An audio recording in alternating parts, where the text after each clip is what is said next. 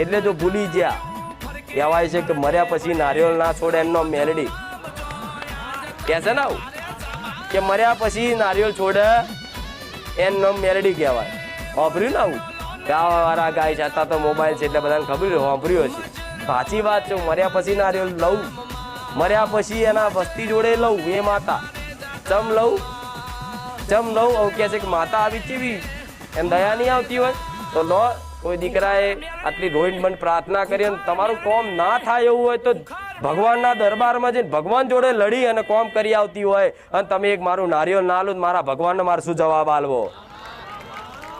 તમારે એક સમય લેખમાં ના હોય, તમારા એક સમય કોઈ દીકરાને કોઈ દીકરીને કોઈ લેખમાં એનો દીકરો લખેલો ના હોય, કોઈ વસ્તી લખેલી ના હોય, પણ છતાંય તે કદાચ કોઈ દીકરી ખોરો પાથરી અને આહુડા પાડીને મને મેરડીને પ્રાર્થના કરે કે માં હવાશેર માટીની ખોટ છે, માં પૂરી કરજે. કદાચ એના વિધિના લેખમાં ના લખેલું હોય પણ મારા ભગવાનના દરબારમાં જઈ અને વિધિના લેખ પૂછી અને એને જો હવા મહિને કદાચ હારા દાડા બતાવી અને 9 મહિને 14 દાડે કદાચ દીકરો હાલતી હોય અને દીકરો હાલીને કદાચ એક નારિયેળ રહી જાય ને તો મારા ભગવાનના દરબારમાં બતાવું શું? કહો શું બતાવું? કહો.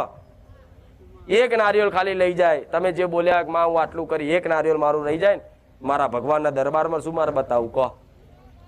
તમારા વિધિના લેખ પૂછી નાખ્યા હોય, આ નિયમ વિરુદ્ધ મેં કામ કરી લીધું હોય, હું એ મેરડી છું કે આ સંસારના નિયમ વિરુદ્ધ એક કામ કરી લઉં.